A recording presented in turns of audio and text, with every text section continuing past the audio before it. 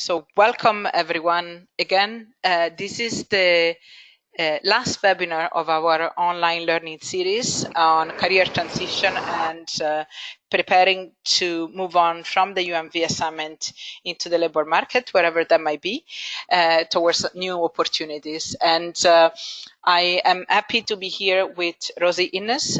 Rosie is the head of the career management and communication sections in UNHCR, and she has accompanied us during these 5 months through this journey of career management and career transition. And I'm very pleased to have her here today as well for our last webinar. Rosie, to you. Thank you. Okay, so good afternoon, Budapest time, everybody. This is the third session in terms of the sessions on applications and how to be effective in the application process. And today we're going to be focusing on the art of interviewing effectively. I think you know both of us already, so I think no introductions are necessary if you've attended the other webinars. Just to remind you a little bit of what we've done in this webinar series. So the first 3 sessions focus much more around targeting, where it is that you're going to be applying. And then the last sessions have been much more focused on getting your, what they call marketing tools in the private sector, ready for the market. So today we'll be focusing on interviews. So as Marcia said, today is the last of the whole webinar series.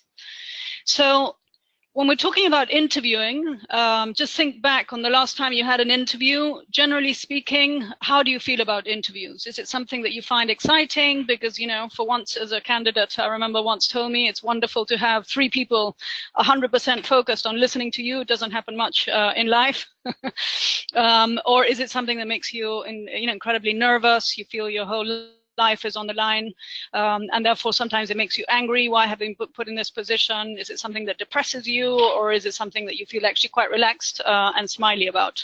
So out of all the millions of emotions, I've just put a few up here. What is it that you feel about interviews? How do you confront the situation? And you can use a chat to put that.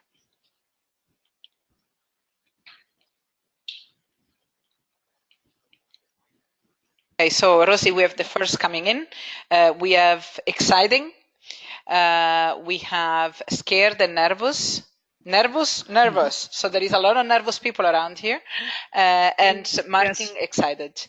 Priska also mentions beside the nervousness, also seriousness, happiness, and a mix of toughness and excitement.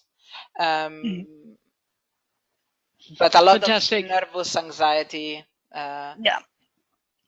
I think most of us confront interviews nervous because it is something that you're applying to. Of course, you're very keen to get that role and you feel, that you're basically being assessed, you're being tested. And so I hope that after this session, by understanding really what the interview process is and how to prepare for it, you'll be confronting these situations in a more relaxed manner, not so relaxed that you don't take account of what the situation is, but at least that you won't feel so blocked and terrified by the situation. So this is a little bit my first objective for the session. What are your objectives for the session? I've got a few more that I would like to accomplish, but what is it that's brought you to this session? What is it that particularly worries you about the interview process and makes you feel so nervous? So again, you can use the chat.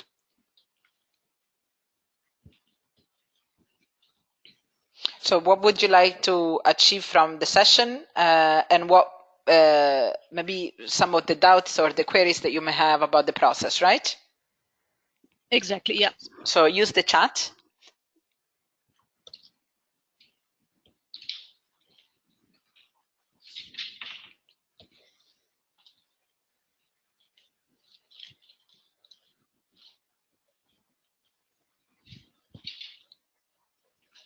Okay, so we have the first answer coming in. So we start with what influences a selection decision after an interview. Some people would like to know how to feel more confident and secure. In the same line, how to relax and be focused on the interview to bring out the best. To grow more confident in the way I engage with the interviewers during the process. understand what the panel members are looking for in my attitude. More questions on preparation. So how to anticipate and prepare for the interviews, how to answer difficult questions, maybe prepare a strategy for the interview, and how truthful must you be during an interview. So I think that's all for now. Okay, I've written all of those down. I think most of them are going to be covered through this presentation, but if they're not, please also use the chat to ask questions. Marcia is fantastic at picking them up and addressing them, but I think most of them we should be covering in the session today. So I mentioned that I also have some other objectives. So the first is to try to give you an understanding of, what is an interview process, what are the different methods that are being used for candidate selection. There is a kind of interview that they call it the fit interview. It's generally the first round interview, and it's done by human resources. And so these typically have some questions that are the frequently asked questions. So at the very least, you can prepare for those. The competency, the UN system use a competency-based interviews method. And so to give you an understanding of what is that and how do you answer those questions as well.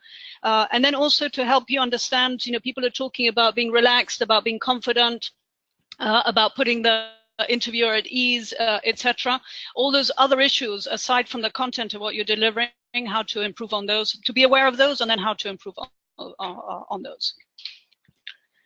So this is what we're dividing it into 4 sections. So the selection process, and then answering fit questions, answering competency questions, and then convincing the interviewer. This is what we'll be covering today. So in terms of the selection process, this isn't rocket science. I mean, generally speaking, all organizations, you have a candidate pool that can be internal or external. You know that you need an effective workforce and that you need certain types of people for that workforce to be effective. And so through that, you basically come up with selection criteria. Then this is what goes into the job description, and then you come up with tools and methodologies for assessing whether that person has that selection criteria, and then of course you have the interviewer. So this it's just to give you, the big picture, but different organizations use different methods for assessing candidates. I mean, the typical one would be the competency-based interviews, but there's also a whole array of other factors that might go into the whole assessment process. So anything, cognitive ability tests, we have these at UNHCR, so you will be put through a test to understand your verbal skills, your numerical skills, and your conceptual skills. So quite a lot of organizations build that in. Job knowledge tests, so you might be given a test where you're asked very specific questions. They're usually technical questions, so it's like doing a little bit like an exam. Personality tests can be part of the process, less common. And then of course you have the structured interviews. Assessment centers are less common because they're extremely expensive, and that usually means bringing candidates into a place and spending a whole day putting candidates through all kinds of exercises, including what they call in-tray exercises. So it's prioritizing, presenting, teamwork, etc. And the idea is that through all these different exercises, you're in a much better place to assess a candidate. Work samples, we also use that at UNHCR for certain functions. For example, the Global Learning Center, if you've done training, they would ask you to also provide proof of that training. So that would be an example of what a work sample could be. And then in some cases, physical fitness tests. Again, this is nothing to do with a medical, much less frequent, but it can be also part of the assessment process. And there are actually even more than these, but I've put the main ones. Now, what's very important for organizations is to look to see, whether these are methods that have a high validity rate, so that they actually do assess against what you need them to assess. Of course, also whether the cost is high or low to administer. So as I mentioned, assessment centers are actually the best method for assessing candidates, but they're so expensive that often organizations don't use them. And then of course you're always looking at to what extent these things are biased or not. It's because you want a fair system. And some of these are actually, for example, cognitive tests are being proven to be actually can be biased against minority groups unless you choose the right one. So this is just to give you, again, big picture of what organizations do in terms of assessing candidates. So it's not necessarily always the interview. There could be other factors coming into the assessment of a candidate. So the interview might be just one element of finally whether they take a decision on you or not.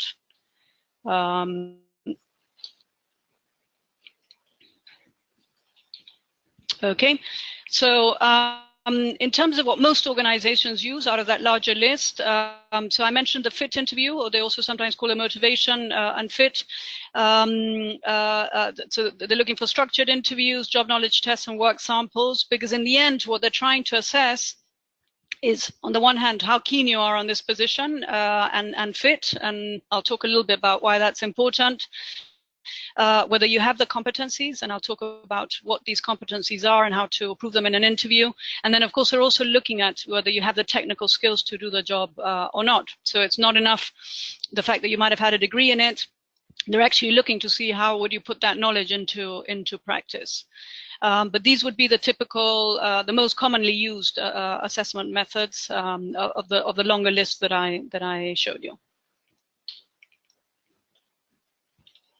So in terms of the fit questions, I'm going to start with those because even in competency-based question interviews, usually you'll get 1 or 2 fit questions as well. And what do I mean by fit questions? It's really those questions that are very much focused on why you should be hired. So what would be typical fit questions? Well, the first question of an interview, which is, tell us about yourself, or tell me if it's an individual interviewer. Why would you consider yourself a good candidate for this role? A classic question. The classic weakness question, I put it in a more subtle way. Is there something that you need to improve on? What would that be? How would other people describe you? And then the question that always comes up at the end of an interview is, okay, we've been asking you questions for 30 minutes or 45 minutes. Do you have any questions for us? So I'm going to be focusing on these questions because they're very, very important, because they're usually asked at the beginning of an interview or at the end of an interview. And if you think about how we remember things, we usually always remember the first thing that gave you impact, or the last thing that gave you impact. So these are questions that are quite common, and at the very least you need to prepare them because it's the first impression and the last impression, and therefore actually have quite a weighted importance in terms of the interview.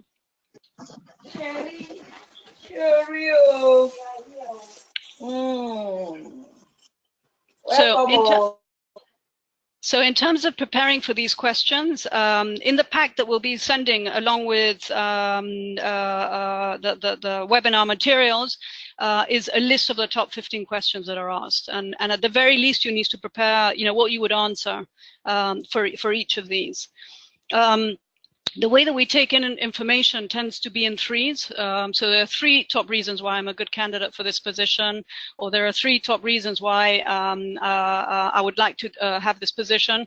It's just a very structured way in which you can answer those questions. So take a look at the questions, come up with 3 reasons that you would like to say, and that will give you some structure around the answers. And why do you have to do this first? Because if you think about when you're listening to anything, and this can be in a meeting, it can be in an interview setting, it can be in your day-to-day work, we have a tendency as human beings to zone out very quickly if the information isn't interesting enough for us. So initially you'll be engaged because you're trying to work out what is this person trying to say. So you'll have this peak of engagement, and then after that, if what they're saying is not very interesting at all, and that tends to happen over time anyway, you start losing the listener's attention. So it's really, really important that when you prepare each of the questions for interviews, you also look at the time that you're going to take to say these things. And it's much better to just keep it onto 2 or 3 minutes, because that's where you're assured of the peak interest on the part of the listener. Because after that, the answer tends to be far too long, and then you start losing their attention and therefore effectiveness. So whatever answer you come up with in terms of your 3 key things that you want to say, test yourself when it comes to replying to that question, and the maximum amount of time that you have to take is 3 minutes.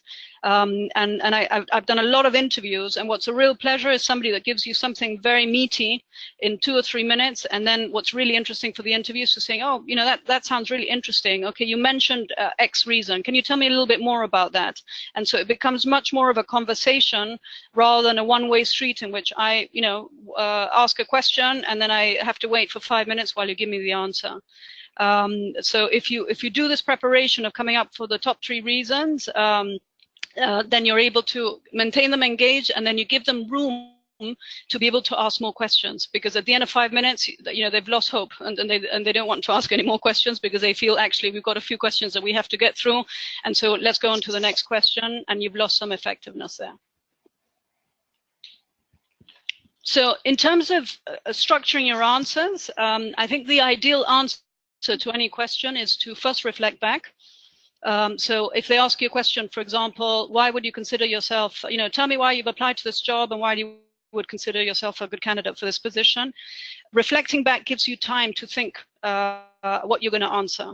And what do I mean by reflecting back is, oh, why do I consider myself a good candidate for this position? Well, there are 3 main reasons why I consider myself a good candidate for this position. And then in structure, you answer each of those things. And then your closure should be, therefore, why I consider myself a good candidate for this position is, and you summarize the key points. And this is just a very good structure. It's a way of making sure that you've given clarity, that because you're repeating or summarizing at the end what those 3 things are, because I have the right experience, I have the right competencies, and I'm a person that takes initiative or is creative or whatever it is that you want to say. It's just a very good way in which they have a structure. So these 3 key points, and they've been reiterated at the end. And let me give you just an example.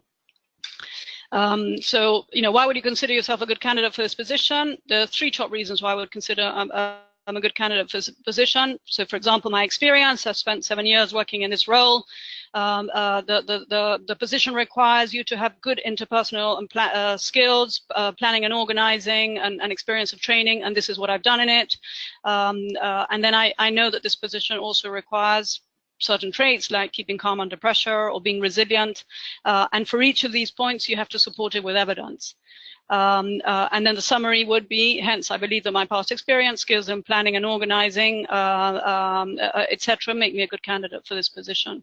And if you think about it, this will not take more than 3 minutes.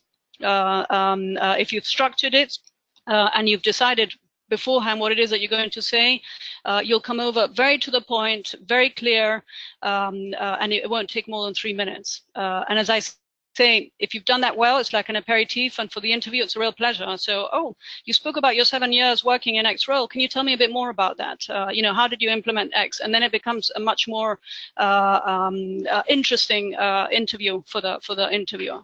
On that, then, Rosie, let me interrupt, because there was a question that was asked a bit earlier on about the introductory question. So when they ask a candidate to introduce him or herself in the interview, what do you consider a good answer in terms of content? So the structure is clear, the 3 points is clear, but in terms of content, what should be given there? What do you reckon?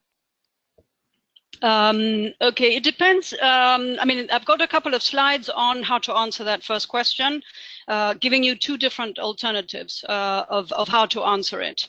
I think what is important is that this is not about talking about your whole life story. And there are some candidates, and I've sat in interviews in which literally, tell us about yourself, and it's I was born, and you think, oh my God, we're going to be going through every year of their life, and then I went to kindergarten, and then I went to primary school, and then I studied this, and then I studied that. And actually, I'm not, as an interviewer, interested in that. So what that question really refers to is, tell me, how do you fit this position? And it's a question that's a godsend, because you can choose what you tell them. So this is not about telling them everything about yourself. It's telling them about things that are important to them. And you know about that through the job description. So if a certain degree is important, if a certain experience is important, that's how you choose what elements you're going to be building into that answer. So this is not about tell me your whole life story. It's about tell me about the things that are interesting for you as a candidate for this position. So as I mentioned, there's a couple of slides on tell us about yourself, because it is, I mean, I would say 90% of interviews kick off with this question. So two structures. The first structure for answering that question is to start, they call it the present, past, future structure. So it's to start with the present. For example, you know, currently I'm a career management officer in the career management section at UNHCR. Prior to joining UNHCR, I worked for 12 years at ESA Business School in recruitment and in career management. There I learned X, and the skills that I gained were in training, etc. In addition, I acquired academic qualifications in blah, blah, blah. You know, I'm very excited about this opportunity because I feel that my experience in XXX fits perfectly with what it is that you're looking for. And again, it's if you've chosen your key messages in terms of what you're going to focus on in terms of what you're doing now and have done in the past, and how that links to what you're going to do in the future, you have a very short, very smart answer to that question. So that's one way of answering the question. I see a comment came in terms of how far back in your experience you have to go back. I think you just need to choose what is relevant to them. So the fact that you might have done 2 years at the start of your career in a sector or in a function that is not relevant to the position, that's on your CV or in your fact sheet in the case of UNHCR. So there's no need to go into that. Just go to the when you're talking about the experience, talk about the things that are relevant to the position that you're applying to, because again, you've got to give them just basically what they need to hear, rather than diluting that message in your whole life story. So that's one kind of very classic way of answering that question. So start with right now. Currently, I'm a UNV working in XXX. You know, prior to that, I did blah, blah, blah. And then going to the future of linking it to what it is that you're applying to. You know, now that I'm leaving UN volunteers, what I'm looking to do is to blah, blah, blah. And you link it to what you're applying to. Now, the other very, very effective way of doing this, it's much more difficult, I think, but it's also an extremely effective way of answering that question is storytelling. Storytelling is something that we have very ingrained in us as human beings. You know, it goes back to when we were around the campfire and, you know, somebody was telling stories about what they were doing hunting that day. And it's a very good way in terms of making impact of the messages that you're trying to convey. And again, this is about choosing your key messages first, but it's also in terms of how you convey that information, starting with a headline. And I've heard some amazing headlines, like, you know, ever since I was a little girl, I was interested in current affairs. And I used to run to the television every time there was news on to really understand what was happening in the world. You know, it was through that I decided I like languages, so I started studying languages at school. Because I was interested in current affairs, I ended up studying politics, and this is what got me into the humanitarian sector. So it's very different from giving this kind of much more structure of present, past, future, but you need to make it. Storytelling is very much about making it fully about you. So it's very much about, you know, what you did, what you thought, what you felt, and people that are effective in doing that make fantastic communicators and certainly give a very good message. So you really need to bring that story to life with a lot of information. I have a little video for you, which is by a coach that she teaches people about storytelling. Because of the technicalities, I'm not sure if we have it available, but if we don't have it available, Marcia will put it up together with a presentation. She's called Lisa, and the difference in the way that she tells the story in the classic way, which is effective enough, and then she tells the story through really bringing it alive, and you can see very quickly what impact that has. So some people feel more comfortable telling one story or telling the other, but I think what is very interesting So this is the video. I don't know if Marcia is able to put it up for you. But if let me try. I will remind our colleague to kind of keep on mute if possible. Let me see if you have an issue with the video. Just a minute.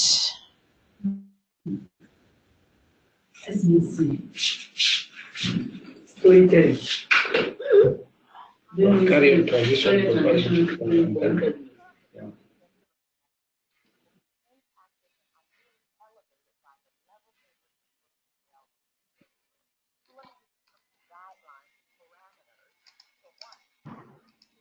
we can't hear. I mean, I can't hear her.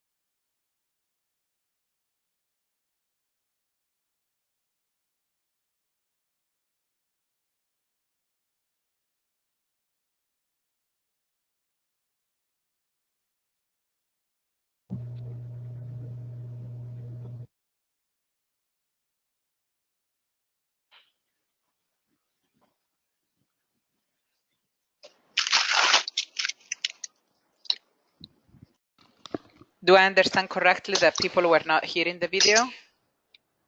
Yep. Okay. So I shared the video in the chat box. This is the story of Lisa. You can have a look maybe later, and she really makes the difference. She really makes the comparison between how to tell a story so that it really relates to the people you're talking to. And how does that make a difference in the way that this is perceived? So maybe, Rosie, what we can do, whilst I keep muting people, I'm sorry. What we can do is we can continue on. I share now the video in the chat box, and I will share it as well as part of the materials to share afterwards with the recording and the presentation. Would that be okay, you think? Yes, I think that's perfect. Okay. But what I wanted to reiterate is to, after you've seen the video, think about delivering messages in this way, because it's one thing is delivering content, another is delivering a message. And what you really want to do is to have that impact, and this can be a very effective way in which you can make sure that people remember you, and hopefully, of course, for the right reasons. So can we go back to the screen? Thank you.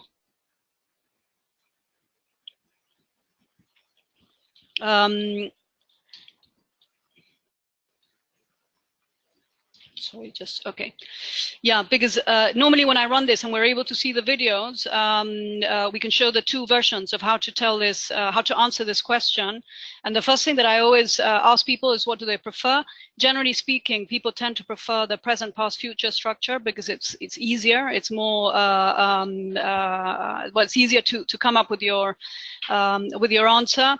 But actually, whenever I ask them to compare the two in terms of which will be remembered positively, almost 100% of people saying using storytelling.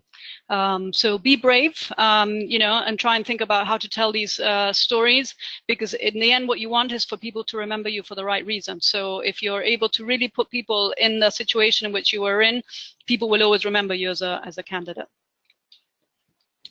Now, the question that they ask at the end of an interview is usually, do you have any questions for us? And 90% of candidates really fail in this opportunity. Usually they ask something around, well, when will we know the decision, which is, of course, interesting for them, and it's something that they want to know. But if you think about it, what is it that they're really asking when they pose this question?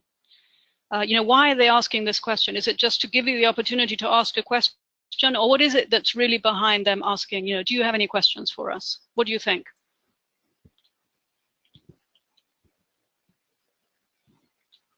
Again, use the chat box to say what do you think they're asking you really when they say, do you have any questions for us?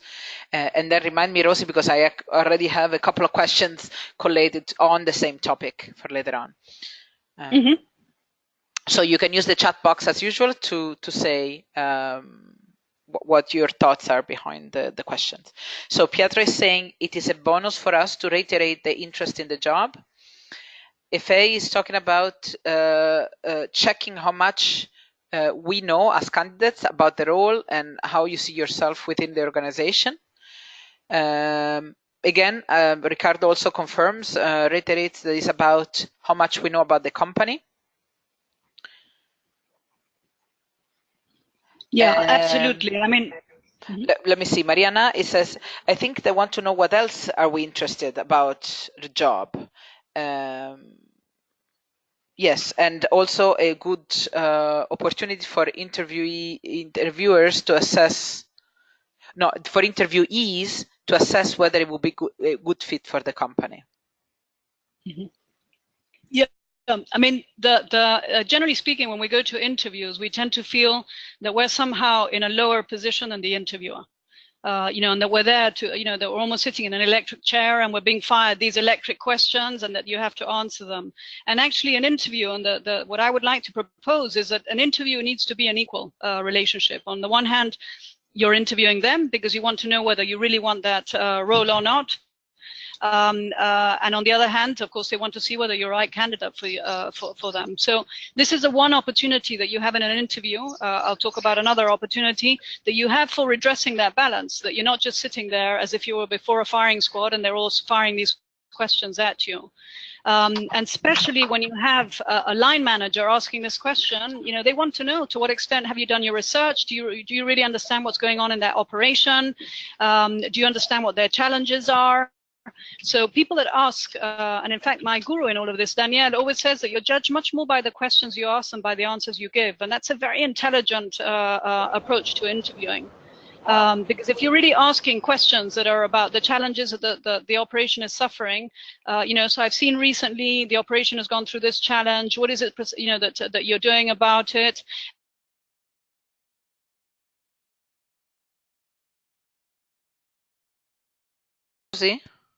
Because it gives you a perfect opportunity to then say, it's interesting that you've got that challenge, because actually when I was in my previous operation, we had something very similar, and what we did about it was X.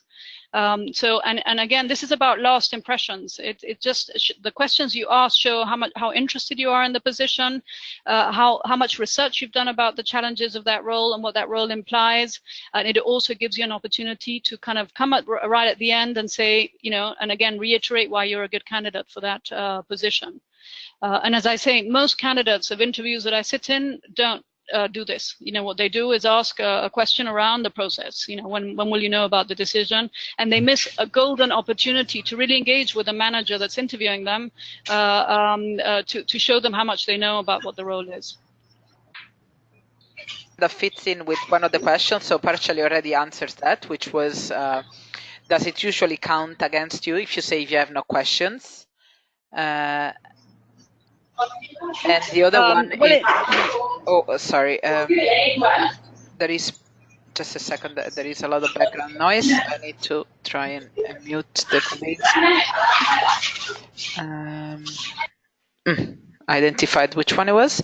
And the other question was, if you're actually being interviewed, for example, at HQ level, and you are interviewing for a position at the country level, so not necessarily they are aware of all the ins and outs and the potential challenges at the country office level. What kind of questions should we ask in that case? So two different kind of questions. Yeah, I mean, I think it's really important to do as much research as you can. When you're asked for an interview, you need to, there's no problem in asking, what structure does the interview have, so I can better prepare. And, they might give you some details that would be helpful in terms of how you prepare for that interview. And again, often candidates don't do that because they feel, oh, I shouldn't be asking this.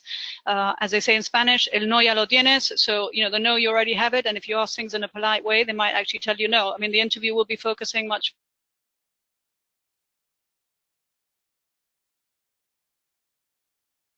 Rosie, you're gone again. Yeah.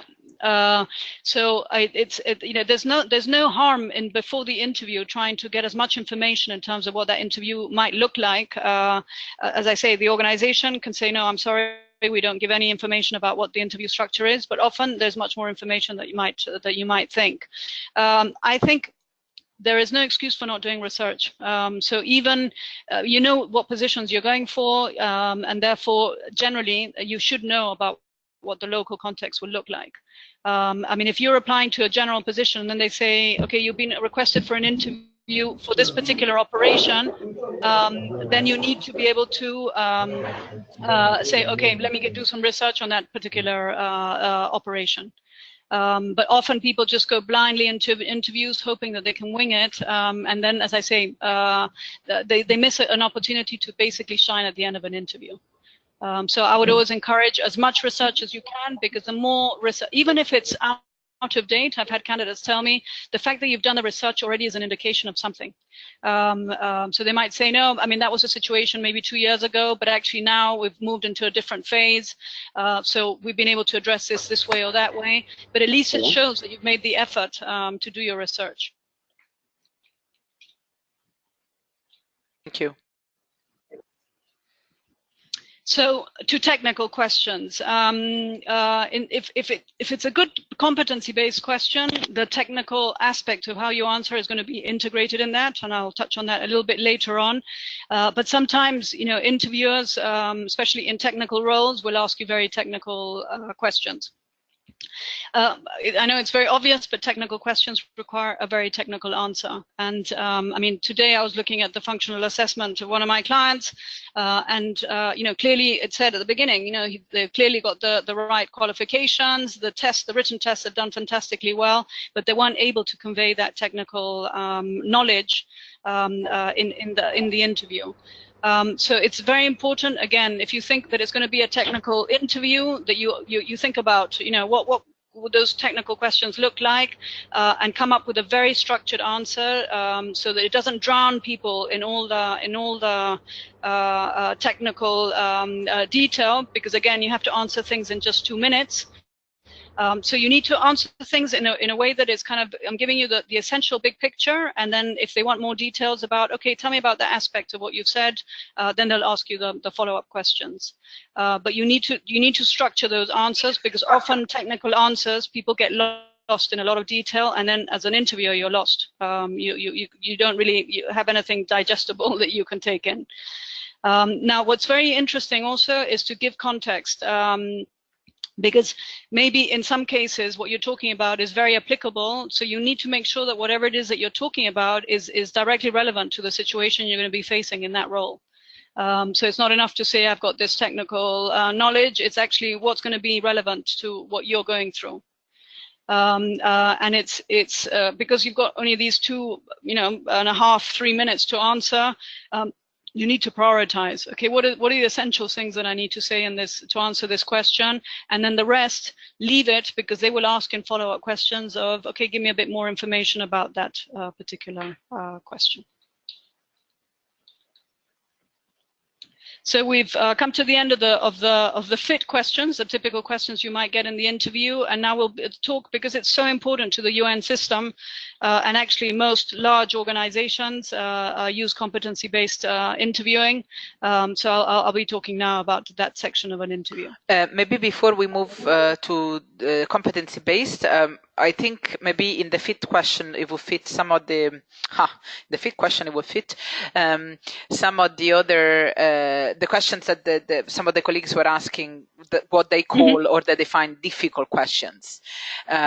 So in particular, I have 3. actually not. 2, how do you answer the classical question on weaknesses? Which I know is not necessarily a UN question, but it's still asked in certain environments. And what is the best way to avoid answering sensitive questions? So how can we avoid something that we don't necessarily want to talk about? Okay. I mean, the weakness question will always come up in an interview. Even in competency-based interviews, you'll see that at the end of the competency, they would always ask you, what did you learn? Which is another way of saying, what could you have done better? Therefore, you know, what could you, what is your weakness? You know, why didn't you do that a little bit better? But I think the key message with weakness questions is that they're not actually interested in the weakness. You know, what they're looking for when they're asking this question is self-awareness. Because people that are self-aware are always the top performers. Why? Because they're constantly looking at what they can improve on. And if you're not aware of your weaknesses, then you're never going to improve on them. So they're not particularly interested on the fact that maybe you get too lost in detail and therefore you don't complete assignments on time, or whatever it is that you might come up with. What they're looking for is how aware are you of what that weakness might be, and what are you doing about it? So in terms of how to answer them, the first recommendation is always choose a weakness that has nothing to do with a job role. So, for example, if the job role requires a lot of orientation to detail, and you're a person that actually you're a very big picture person, very conceptual, and detail is something that you're not interested in, then don't talk about that as a weakness. You know, choose something which has nothing to do with the job description, because again, you're answering the question, but you're not focusing on the fact that you haven't got what is essential to the role. So that would be the first thing.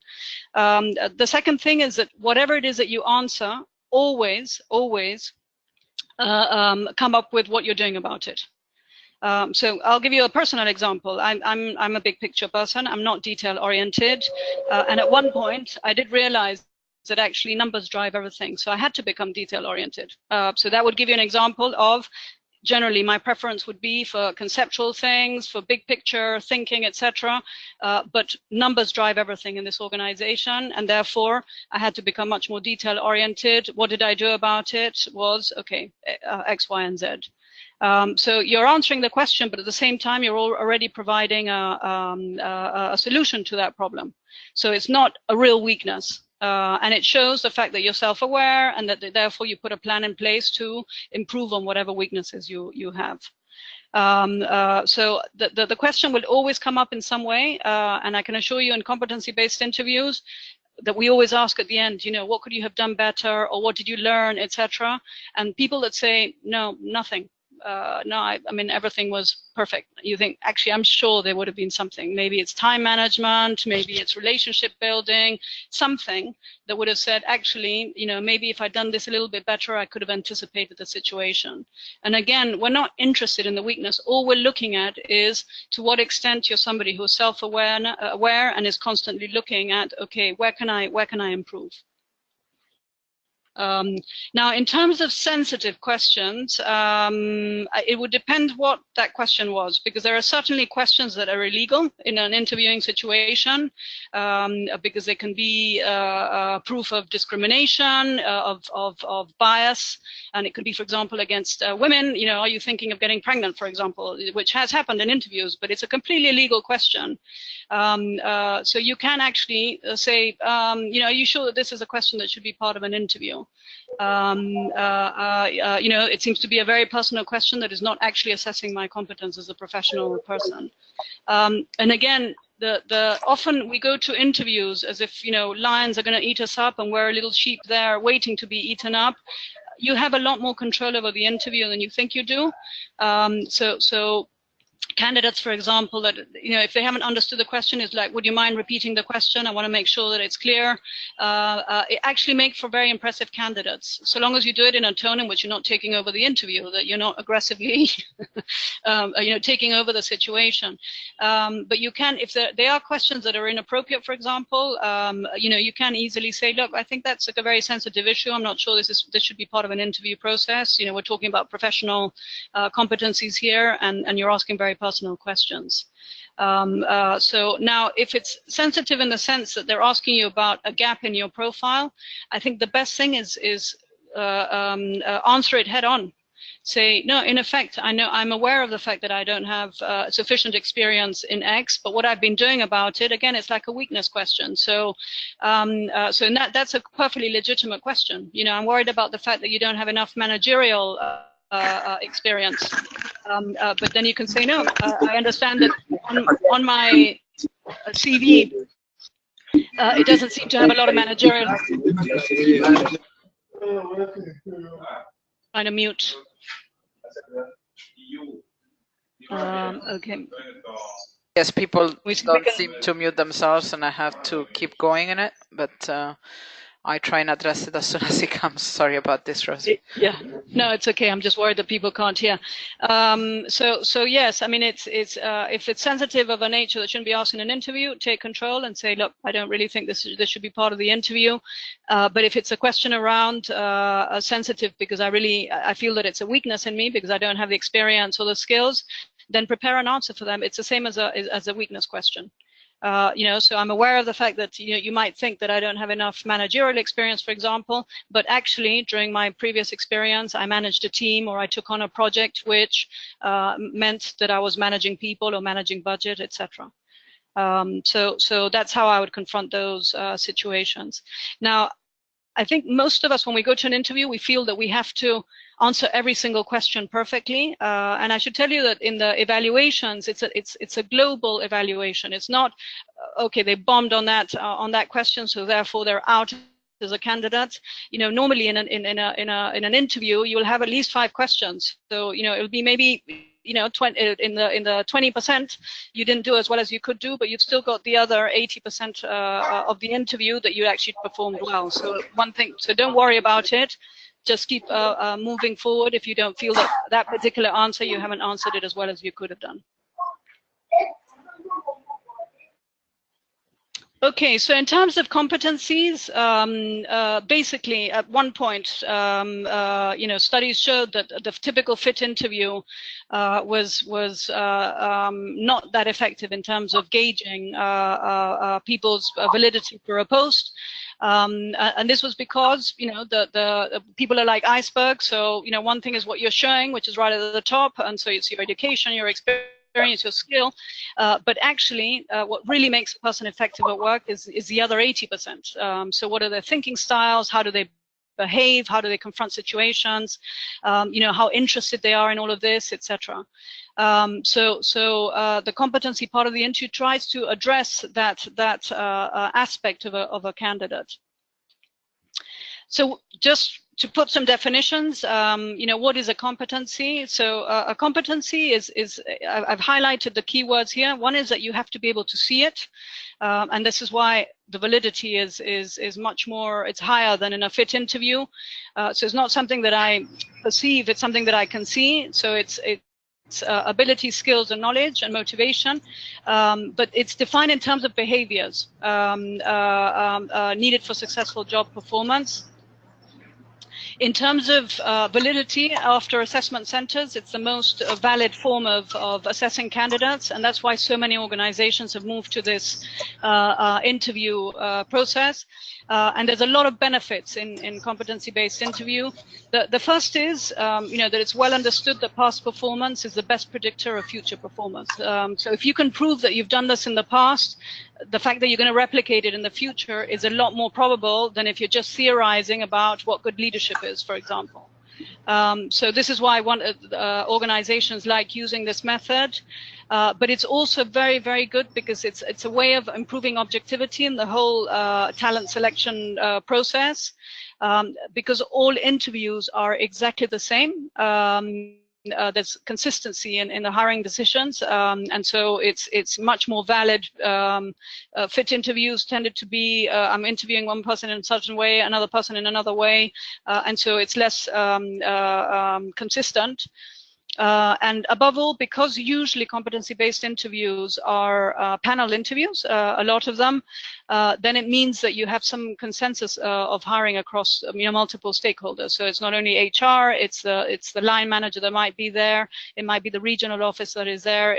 So there's much more consensus of hires across the different stakeholders that might be taking decisions on whether you're a good candidate or not.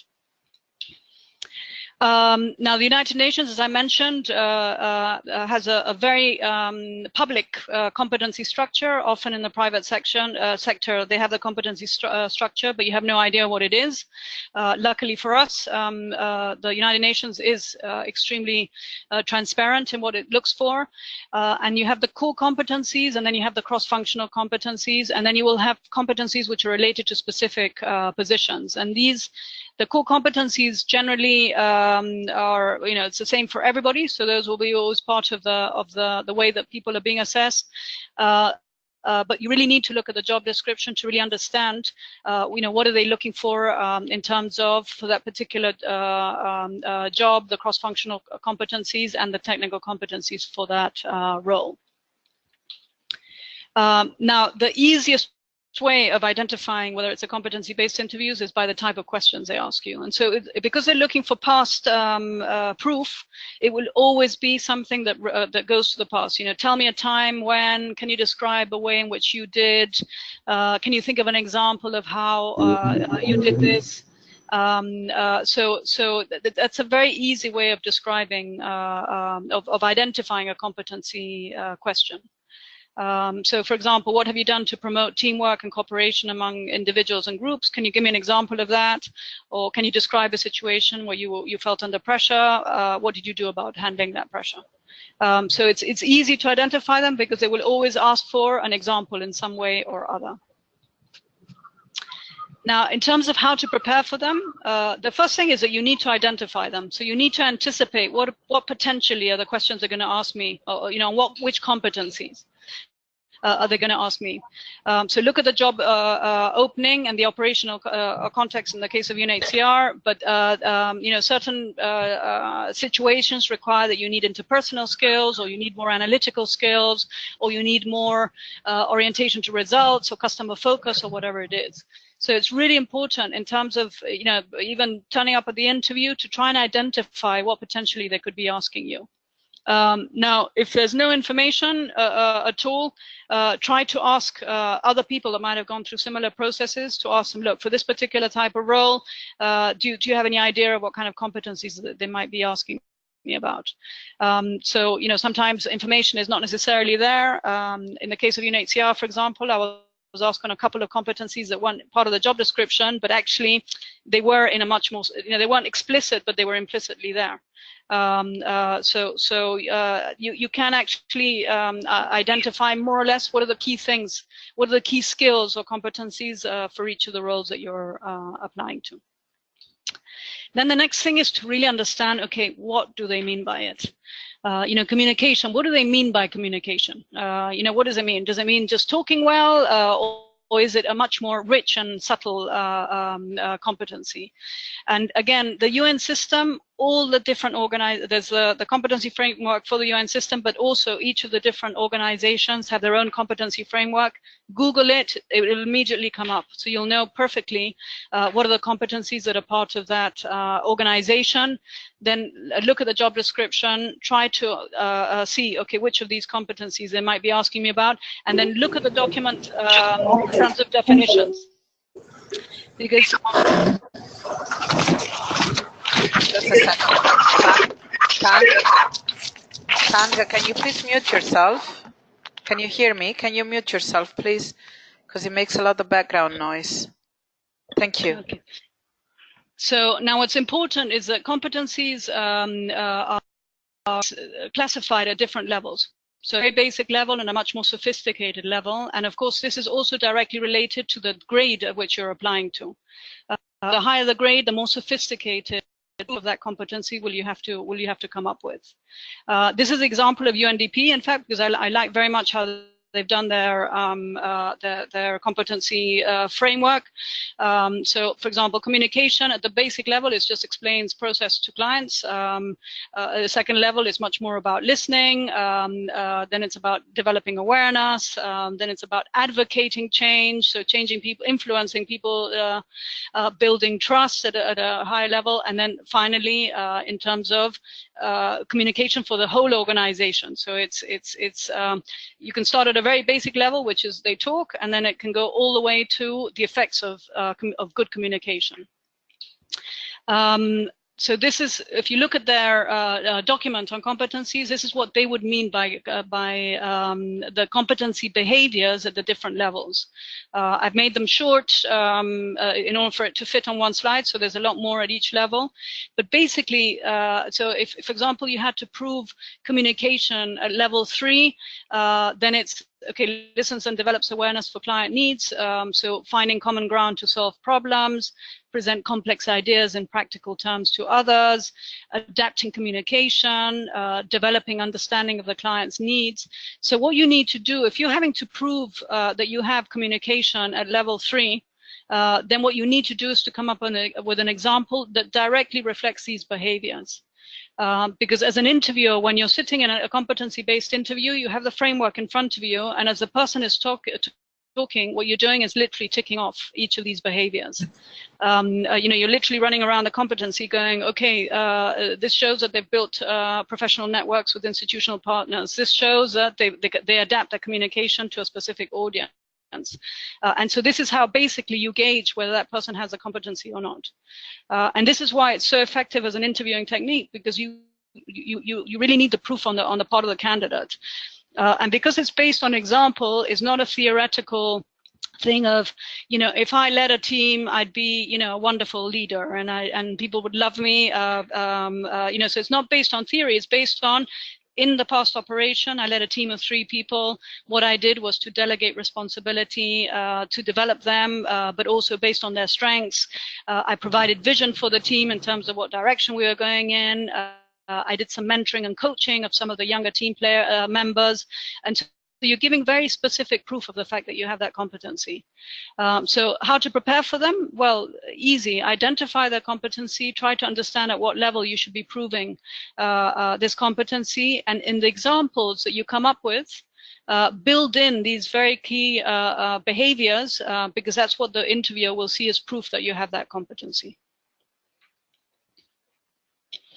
Now, in terms of how to deliver then the answer to a competency-based question, there's the STAR structure is the classic structure for delivering that information.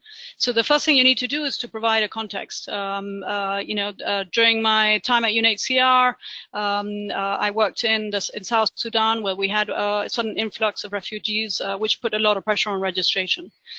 So in a nutshell, you're telling them, okay, what was that situation? Then task is basically that the interviewer wants to know really what was your role in that situation. So I was the person, officer, registration officer, because it just enables them to really understand very quickly what your level of responsibility was. Was it that you were the leading the project, or was it that you were actually executing the project? So task is the second thing that you need to talk about, but the most important part of your answer needs to be action. So step by step, what did you do? And this is where you build in those behaviors that I spoke about. That if you come up with a good answer that reflects the behaviors of that competency, this is how you will ace always a competency-based interview answer. And then finally, of course, we're always interested on results, because that's impact. So we want to really understand, thanks to all those actions, well, the backlog on registration was reduced, or we decreased costs, or we increased productivity, or we increased motivation, or whatever it was. But really, really important that you structure your answer. And this is a great framework for answering any interview question, I think, actually, because it enables you to provide information in a way that can be easily digested, but above all, it gives the interviewer the information that they need to be able to say, yes, great candidate. And on the, just a kind of a little digression on on the STAR model. One of the earlier question was what's the difference between achievements and responsibilities? I mean, should we talk about the responsibilities of the job description, or should we more focus on the achievements of our previous whatever experience? No, ideally focus on achievements. I mean, the difference is responsibilities. If you had those responsibilities, everybody doing that role had those responsibilities as well. So it's not what is going to make you stand out as a candidate. Protection officers at UNHCR, we have 2,500 of them. So if you just focus it on the responsibilities of a protection officer, that is not what is going to make you stand out. Now, if you rolled out a protection strategy, and you did it effectively, and thanks to that, the number of people that were protected, increased or covered, etc. That's an achievement, and only you have that achievement. So it's very when you come up with your examples, and all of you have things that you're really proud of. I'm sure, things that you really made you feel that actually, thanks to this is the impact that happened. So try to focus your examples on your achievements. So try to focus your example on your achievements, and big achievements, you could cover probably a whole array of competencies in that. So if it was a big achievement, you could prove that you have planning and organizing, you can prove that you have stakeholder engagement, you can prove that you've had the analytical thinking, etc., etc. So, I mean, I would always home in on the things that you're most proud of, because I'm sure from there you will be able to take out the competencies of what made it that achievement so important. And then one more question for you. Maybe somebody from Kenya with the monkeys in the campus. The other question would be on the timing. So saying, how can we keep within a 3 minutes, let's say, time frame to keep our answer short when giving a concrete example? I think if you practice and you focus on the essentials, because the issue that often, I've got a slide on this, but where a lot of people fail in competency-based interviews is that they spend a lot of time talking about the situation, and they spend a lot of time talking about the task, and not enough talking about the action, which is actually what we're interested in, is what did you do? So try to keep the description, and especially when it was a challenge which was really difficult. People love talk about, no, you don't understand it, that the challenge was really like a major thing. And actually, relatively, you should only provide sufficient information to show that it was actually a big deal, but not spend a lot of time talking on it. And if you do that, you're talking about an influx of refugees, so you don't have to talk about the political situation at the time. That you could talk a lot about things of exactly what that situation was and why there was 10,000 people turning up every day or whatever it is. All you need to do is to say, a massive influx of refugees.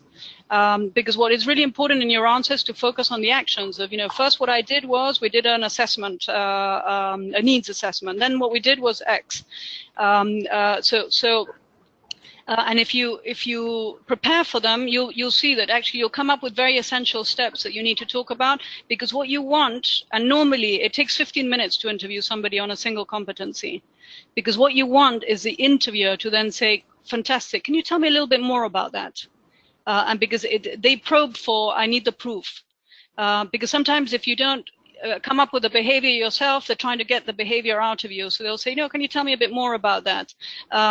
So you need to keep the initial answer, again, pretty short and to the point, and then get them to ask the question. Oh, that sounds incredibly interesting. You talked about this. Can you tell us a little bit more about that? Allow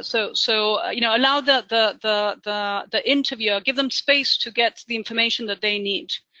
Because if you think about it, if they're just asking this first question, tell us a time of an example, they're not going to get everything that they need from your answer. They need to get it from the probing questions. Thank you. Now, what is really, really important, and this is a cultural issue, is that you need to keep things in the first person.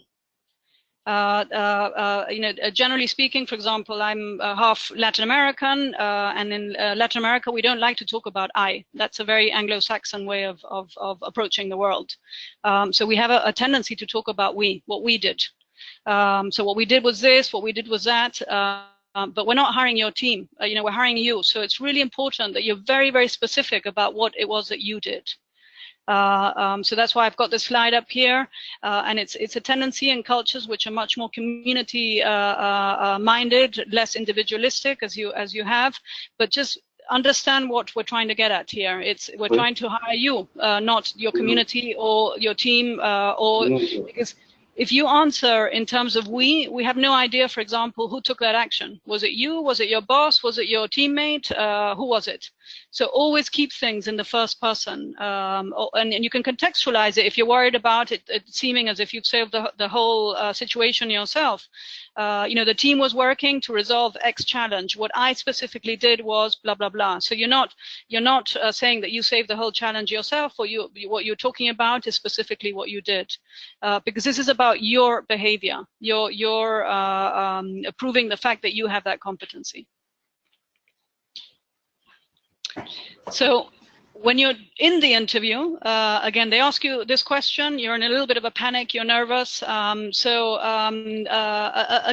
listen to the question, because especially with competency-based, it's sometimes difficult to understand what the question is. So if you don't ask the question, ask them to repeat. If you don't understand the question, ask them to repeat it. Because let me give you an example. We were talking about the competency was on team leadership. And the person kept answering it as if they were a team player, and it's like, no, tell us a time in which it was actually on managing conflict. So she was giving an example in terms of that we had to get an arbiter in to manage that conflict, and it's like, well, no, how does that prove that you're good at managing conflict? I mean, the fact you're getting somebody else to do it doesn't prove that you have that competency. So it's really important to listen to the question well, and if you're not quite sure, say, look, do you mind repeating the question, or reflect back, and they'll say, no, not quite clear. What we're asking is this. Okay, so that's first thing. Also, doing that gives you a little bit of time to get your thoughts in order when you're actually answering the question. And then think of an event. Ideally, here I put the UNHCR context because it's a webinar we also use here. But think of a context which is relevant to what you're applying to. This is important because if you come up with an example which has nothing to do with what you're applying to, they're going to go, great, but what does that have to do with us? So try to always think of an example which is kind of similar to what you might be confronted in the position that you're applying to. This perhaps. Now, I have a couple of questions. One is, should we link our previous job and the role with the new job? So slightly moving away from the context, but linking the jobs, let's say, and the responsibilities of the job. And the second one is, how much do you need to know, for example, about the specific UNHCR context and background and programs to be able to carry out a successful interview?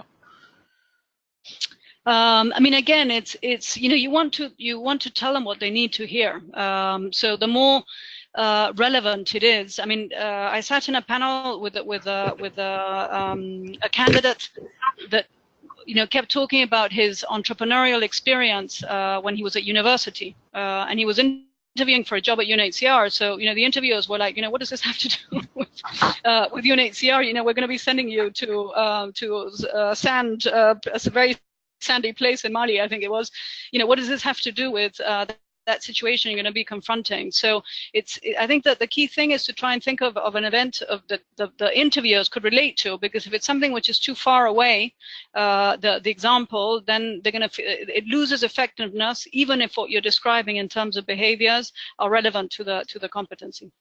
So, I mean, generally speaking, they recommend use examples from the last couple of years, because since you're using examples, you need things which are very fresh in your mind, and the longer things pass, the less likely you are to remember them in the detail in which you need to maybe defend in an interview. And then, yes, try to make it as try to choose examples that are going to be relevant to what you might be facing in that role.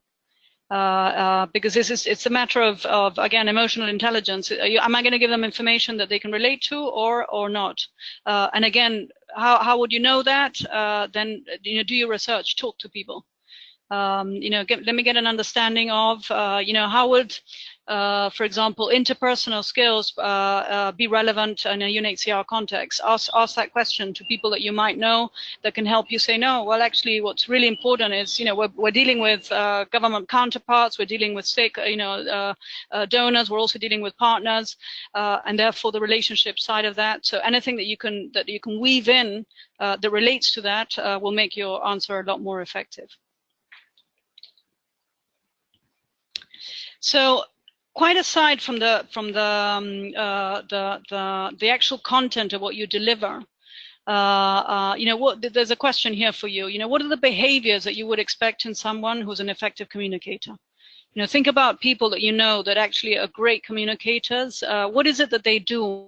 Aside from whatever they might be saying, what is it that they do to be effective communicators?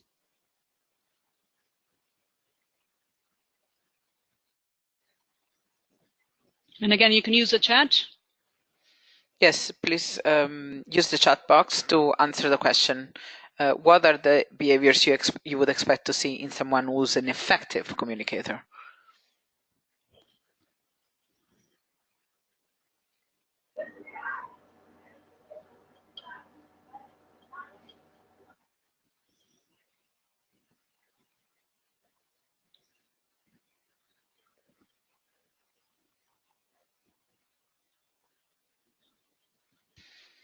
So we have some answers coming in. Philip is saying that they live by example, so the role model. Others are saying a good listener, a good writer, engaging and not afraid to create light moments, somebody who speaks with clarity, people who are consultative in their processes, that deliver message clearly without creating conflicts, somebody who's good at public speaking, self-confidence. So now we're talking about body language, perhaps. So self-confidence, eye contact,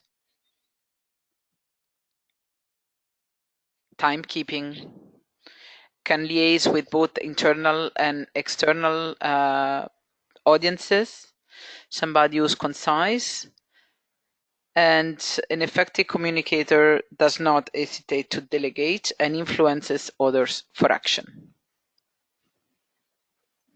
Fantastic. So, I think you already have, very good indicators of what a good communicator is. Absolutely, listening is key. And in fact, when you look at the competency definitions, often, you think it's counterintuitive because communicating in theory gives us the sense that you're actually saying something. But so it's counterintuitive to think that actually a good listener is also a good communicator. Good listener is super important because it enables you to really understand how do you deliver that message? Because it's really seeing where that person is coming from. Do they want you to deliver in a very bottom line, to the point manner, or is it somebody that actually prefers you to give a little bit more detail? And just how they ask the question might already give you an indication of that, but it's only after listening that you can really understand that. Yeah, of course, clarity, being consultative, so really engaging with the person that you're communicating with to make sure that you're on the same page. Does that answer your question? Does that make it clear, or would you like me to go into further detail? Would you like a long or a short answer? These definitely are all behaviors in interviews that actually, it makes it a pleasure for the interviewer because you feel, okay, it's not such a passive thing, but also it makes sure that actually communication is really taking place at the level at which it should do. Now, there are some basic principles. So structure, I've already talked about. So using the START structure will enable you to deliver messages with clarity and in a way that can be digested. Conciseness, people have already spoken about. And this idea of adapting to your audience is important. And this is especially important when you have a mixed panel, for example, that you might have somebody from human resources, and then you have the line managers. And you somehow have to address a little bit the needs of both. So if you make things too technical, you might lose the HR person. If you make it all competency-based, you might lose the manager. So you need to sort of balance and adapt what you're talking about to make sure you're addressing the needs of all the panelists. Now, where do candidates go wrong? The first is in not understanding the competency definition. So you're missing an opportunity to prove that you have those behaviors, and we've already spoken about how to prepare for that. Not structuring the answer, this idea of using we, not I, and then this what I talked about in terms of candidates spending a lot longer on the situation, which is, we're not hiring the situation, we're hiring you. So what we're really interested is, what was your role and what were your actions?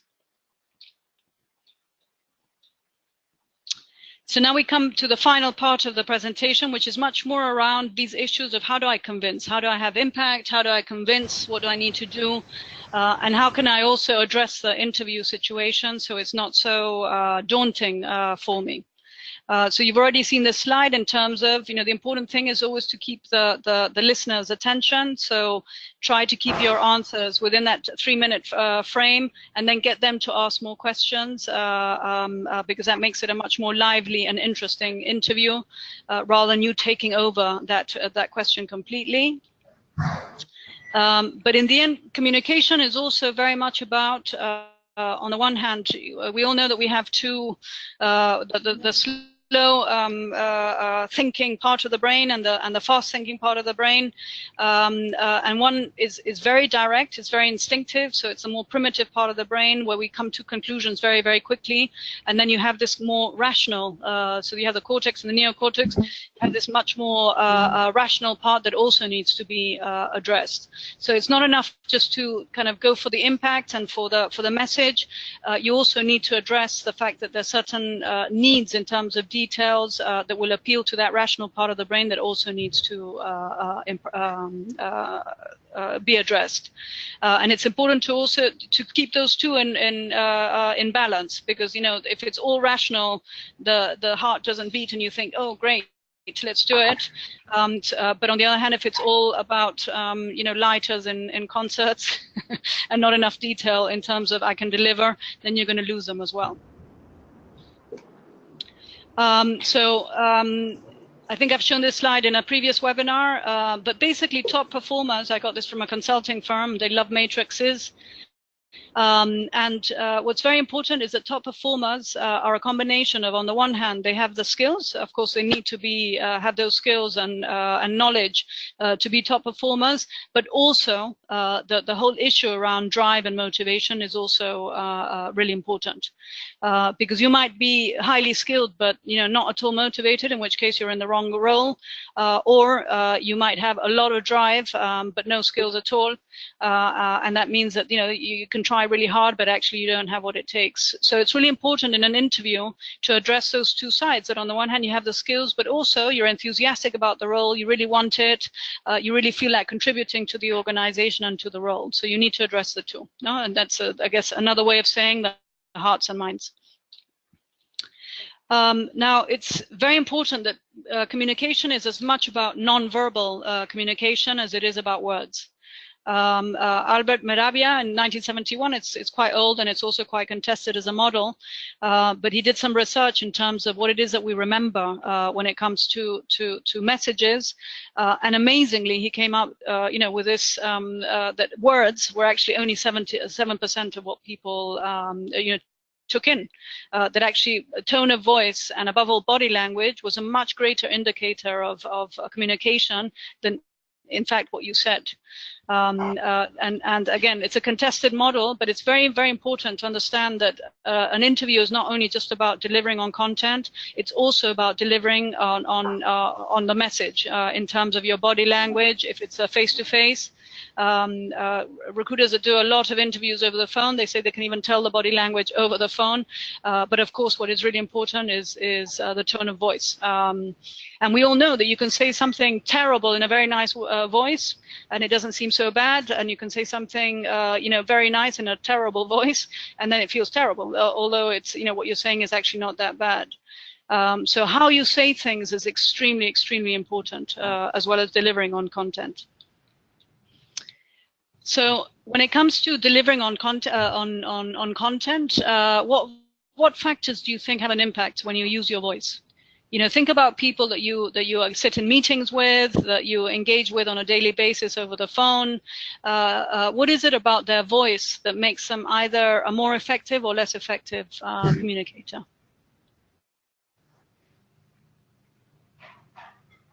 So I asked the question also in the chat, what factors are important in, into inverted commas, voice, to make it more effective or less effective in terms of communication?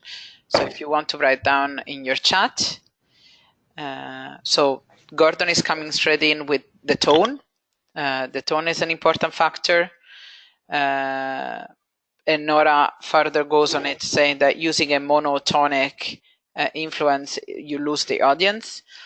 The pitch, the pace, the intonation. That's Manorama. Yeah, absolutely. We make a lot of judgments based on pitch. So whether somebody speaks in a very high voice or in a very low voice. Volume, I mean, if somebody's shouting at you, and this is important when we do phone interviews, you know, so checking, look, can you hear me well? Am I shouting too much? You know, it gives an impression of nervousness, or maybe in some cases aggressiveness, or if somebody's speaking so soft that you can't actually hear them, you wonder if they're actually even there. So really important to get the volume right. The speed, you know, when we're nervous or excited, which is one of my problems, is that, you know, I have a tendency to speak very, very quickly. But then that often means that maybe people aren't getting the message that you would like them to get because you're talking too quickly. The quality, the sound of a person's voice. Some voices are very nice voices, and then other people you just feel, oof, you know, I don't know, it sounds like maybe a horror movie. Intonation, really important. So that, you know, the melody, whether somebody already mentioned the monotone. And if somebody's talking in the same with no moderation at all, you very quickly lose the audience's attention. Whereas if you're putting variety, and so sometimes you're talking high, a little bit low, but sometimes you're talking a bit in a different way, it's a way of keeping people engaged. And then finally, this idea of local inferences, especially when we're nervous, and it happens a lot in public speaking. These are words that you use, they're fillers, because it gives you time to think. So I tend to use somebody the other day was telling me, you know, what is o sea, which is a typical Spanish thing to use, and it's these words that you use, you know, as a way of emphasizing, to be honest, things like that. And this often, because you're using it so often, you find that you're actually listening for the next time they're going to say it rather than listening to what they're saying. So very important to try and understand whether this is something that you do or not. So general recommendations to reduce on that or to improve on this is the first thing is to breathe. You know, often we forget to breathe, especially when we're nervous. You know, our heart rate goes up. We tend to breathe a lot more quickly, and therefore, you can see that in people's voice. In some cases, you can even, you know, hear them, and that. I mean, the moment you hear that, you're automatically feeling more nervous as an interviewer. Although the person that's really nervous is the person that's being interviewed. So try to breathe. You know, make a conscious decision to breathe in.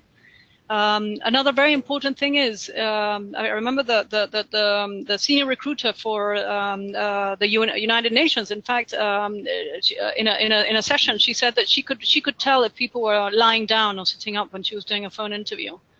And if you're sitting up, automatically your thorax is straight.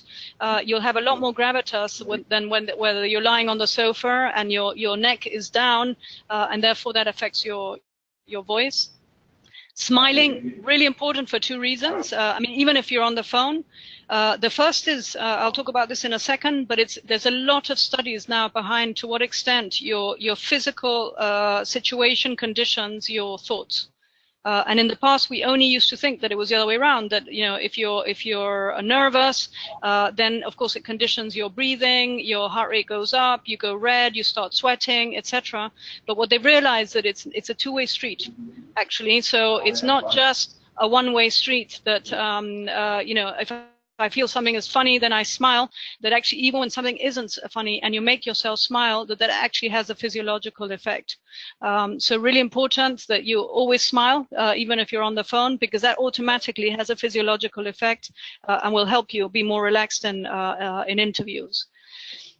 If you have a tendency to have a high pitch, then you've got to deepen your voice. So even if you feel that you sound like, I don't know, Rita Hayworth smoking 40 cigarettes a day, the fact that you're speaking in a deeper voice, it relaxes people. If you think about people that have deep voices, it's a much more relaxing voice. And it also makes you feel much more relaxed. So make a conscious effort to deepen your voice, because that will make the audience feel more relaxed and it'll make you feel more relaxed. Doing the sound check with the audience. Earlier, somebody already talked about being consultative. So, how does that sound? Can you hear me well? Doing a sound check with the audience. We do it at the beginning of webinars for a reason. You can do that in the interview as well, especially if it's over the phone. And then I think it's interesting if you're, for example, practicing interviews before you even go to the interviews. Often people record themselves. So record yourself and see whether you're using all these words, these kind of fillers, I've just used it, because then that will also help you see, wow, to what extent you're using it all the time. And as I say, the more aware, the less you will use it. Other factors for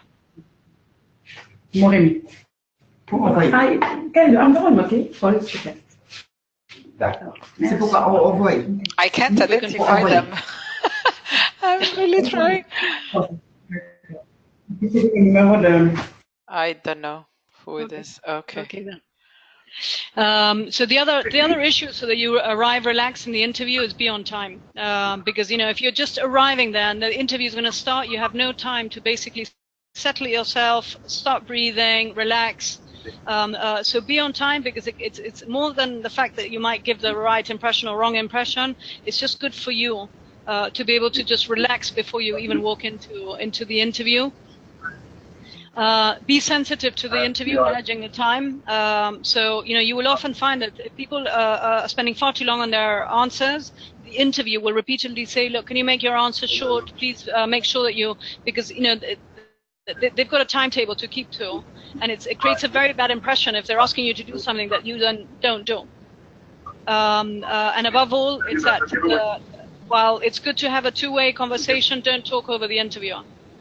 In the end, you're there to address certain things, and that the interviewer needs to address. So it's important not to take over the interview. Sweden. The character of your play, Sansa, what does that indicate to you in 45 minutes? Okay, I'm just waiting for this to be muted. Thank you. And so there was a objective right at the beginning of people saying, understand really what they're looking for when it comes to the interview. Well, basically, an interview. I mean, what they're doing at the basic level is, do you have proof of experience? And then it turns out that you don't. So they don't have no relevant experience. Then maybe you have relevant experience, but what they need is actually proof of that experience. So choosing good examples that reflect those competencies, really, really important. The next level is, of course, you have to convey that in a way that is clear and structured. They think, okay, they've got relevant experience and they've come up with a really good example, but really I haven't understood very much of what they were talking about, because they haven't been able to communicate it in an effective way. And then finally, what really guarantees selection is the fact that you have the relevant experience, you've come up with a really good example to prove that you have what they're looking for, and then on top of that, you're able to communicate it in an effective way. So where do candidates go right? I've spoken a lot about researching, what's happening in that operation, what might be the latest technical developments. The more research you do, the more confident you'll be, and the better questions you're going to ask at the end. And then above all, just practice. I mean, I have done worked with clients that had literally trembled when I was doing mock interviews, and by the time we did maybe 3 mock interviews, that's it. They were well there. So it's while the interview is always a nerve-wracking situation, etc., the more you practice, the more you'll understand it's just a finite situation. Interviews are what they are. Usually they don't last for more than an hour. They usually ask for the same things. So if you practice, you'll be absolutely fine. The ones that get really, really nervous is generally because they really don't know what they're going to be confronting, and they haven't really prepared for that situation either. If there's anybody South African in the audience, you will know who Arnold Palmer was. He's a very well-known golf player. He died actually quite recently, and he came up with this very, very famous quote, which is, it's a funny thing, but the more I practice, the luckier I get. So do practice, because you'll really see that the more you practice, the more confident you'll be, and you won't have any problems, with that very nerve-wracking situation that can be an interview. So 2 tips for those who really suffer in interviews. The first is to watch this TED Talk by Amy Cuddy. She's a Harvard professor, and she's been one of the professors studying this whole idea of to what extent your body conditions how you feel. So she calls it power posing. It's a very, very interesting TED Talk. It's just 20 minutes, especially for women, I think, because she talks about these very particular poses that you can do before the interview that will make you actually feel a lot more relaxed and a lot more confident in the interview. And I've tried this with clients, including one which I mentioned, trembled, the first time that I mock interviewed her, and she told me that it really does help. So, when you see it, you might feel a little bit ridiculous doing these poses because a lot of them come from the animal world, but just, skip into the bathroom, do them, and you'll feel a lot better when you're confronting the interview.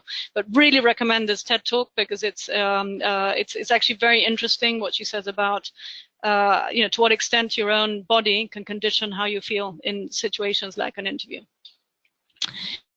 And the other tip is you don't have to read the whole book. I've actually put a link here to a kind of little video on YouTube which explains the basic principles of the inner game.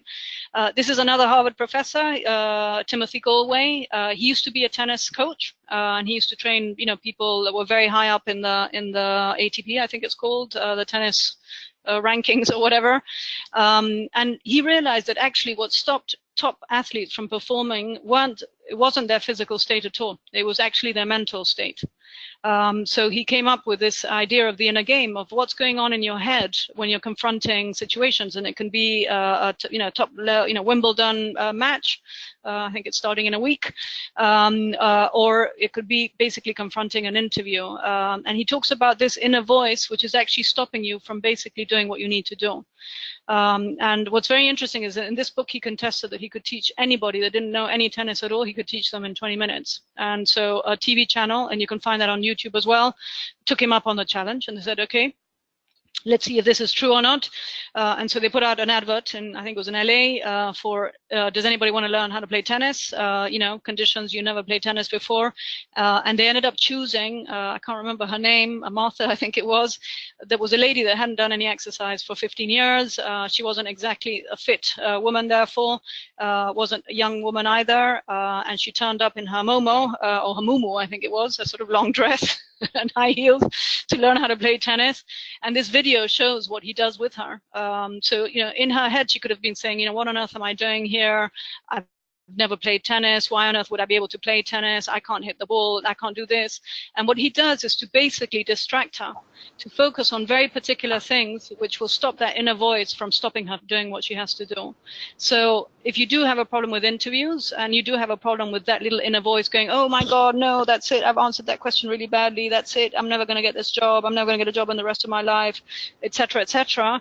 Look at this video, or, ultimately buy the book, because it's become actually a classic in terms of top performance, how to deal with your mind when it comes to any situations that might stress you out. So that's it. Any questions? Yes, loads. I've been collating them throughout, so I've been very diligent this time. I've actually allocated them by topic. So perhaps I will start by the last element that we were talking about in terms of interviewers and how to convince them. And we have 3 questions on this. The first one is actually on how to deal with interviewers that seem to want to destabilize you. So that they're not trying to make you comfortable, they're actually trying to challenge you. The second question would be, after the interview, how do you or the interviewer select based on asking the same questions to people who prepare in advance and therefore receiving relatively similar answers to the questions? And then the last question on this topic is it worth to request feedback on interviews after being rejected? How is that being considered? Okay. So in terms of dealing with interviewers that are being aggressive, they're not being very nice, certainly not supportive, I would say 2 things. The first is, or 3 things, in fact. I mean, it's kind of been proven that being aggressive in interviews is not the best way of getting the most out of candidates. So it's not actually that professional, I would say, in terms of interviewing techniques. But unfortunately, you still have that. You can still have interviewers that are not. What they're trying to do is to destabilize you. Now, they're doing it for 2 reasons. The first is that they're trying to see how you react under pressure, and especially in roles where you're likely to confront, aggressive people because of the situations you're going to be confronting. What they're trying to do is to test you to see, how do you react? Do you keep calm? Are you still able to deliver under pressure? Do you get blocked? Do you get offended? How thick is your skin, because you're going to be confronting the situation anyway. So I would never take it personally. What I would take it is, okay, they're trying to really understand how I would react under pressure. So I'm going to show them how I react under pressure. So with a lot of calm, answer the questions, etc. I mean, in the past, the other thing I was going to say, that panels sometimes used to distribute the roles. So you had the good policeman, the bad policeman, and then the observer. And I've personally gone through this.